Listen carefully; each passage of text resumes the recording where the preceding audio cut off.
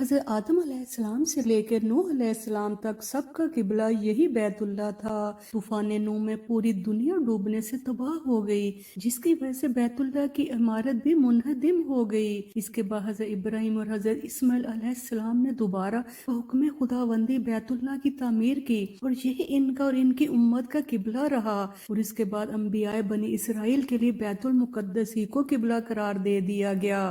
جناب رسول اللہ صلی اللہ علیہ وسلم کس جانب منہ کر کے نماز پڑھتے تھے؟ آیا شروع سے ہی بیت المقدس کی طرف منہ کر کے نماز پڑھا کرتے تھے یا بیت اللہ کی طرف؟ اس کے بارے میں حضرت عبداللہ بن عباس رضی اللہ تعالیٰ عنہ فرماتے ہیں کہ نماز فرض ہونے کے بعد پہلے آپ صلی اللہ علیہ وسلم کا قبلہ بیت المقدس تھا، جو مدینہ ہجرت کے بعد بھی 16-17 مہینے تک باقی رہا۔ البتہ جناب رسول اللہ صلی اللہ علیہ وسلم مکہ مکرمہ میں حجر اسود اور رکن یمانی کے درمیان نماز پڑھتے تھے تاکہ بیت اللہ بھی سامنے رہے اور بیت المقدس کا بھی استقبال ہو جائے۔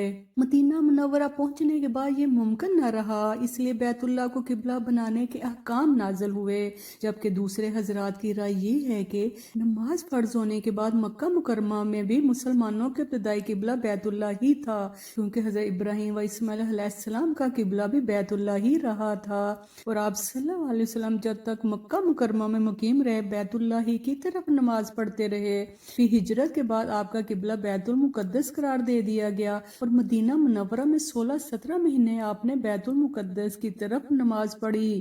اس کے بعد پھر آپ کا جو پہلا قبلہ تھا یعنی بیت اللہ، اسی کی طرف نماز میں توجہ کرنے کا حکم آ گیا۔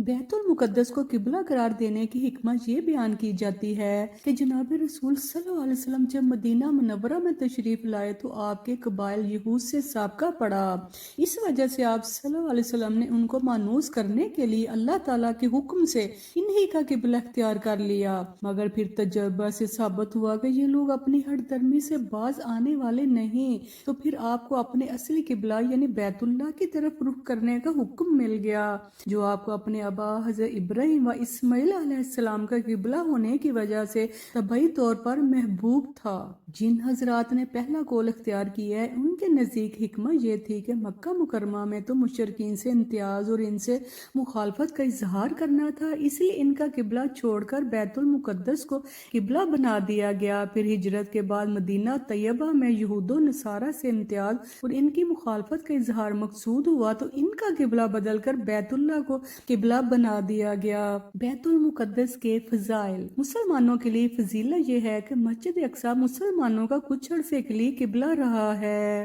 جس طرح مسجد حرام میں نماز پڑھنے کی فضیلت ہے، اسی طرح مسجد اقصی میں بھی نماز پڑھنے کی فضیلت آئی ہے۔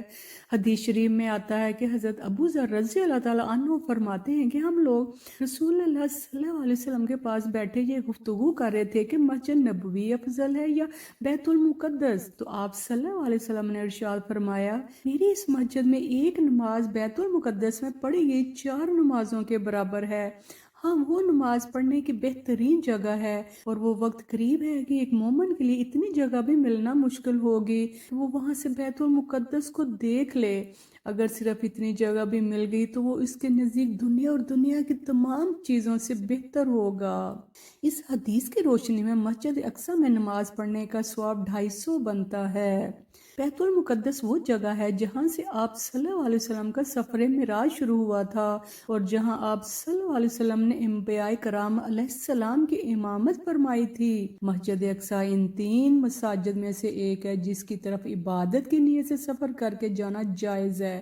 حدیث شریف میں آتا ہے کہ 3 مسجدوں کے سوا کسی کے لیے کجاوے نہ باندھے جائیں، یعنی سفر نہ کیا جائے۔ ایک مسجد الحرام، دوسری رسول اللہ صلی اللہ علیہ وسلم کی مسجد یعنی مسجد نبوی، اور تیسری مسجد اقصی یعنی بیت المقدس۔ بیت المقدس ان 4 مسجدوں یعنی مسجد حرام، مسجد نبوی، مسجد اقصی اور کوہ طور میں سے ہے جہاں دجال داخل نہیں ہو سکتا ہے۔ احادیث مبارکہ میں اور بھی فضائل بیان کیے گئے ہیں جن سے یہ واضح ہو جاتا ہے کہ بیت المقدس سے مسلمانوں کا رشتہ ایمانی اور مذہبی ہے۔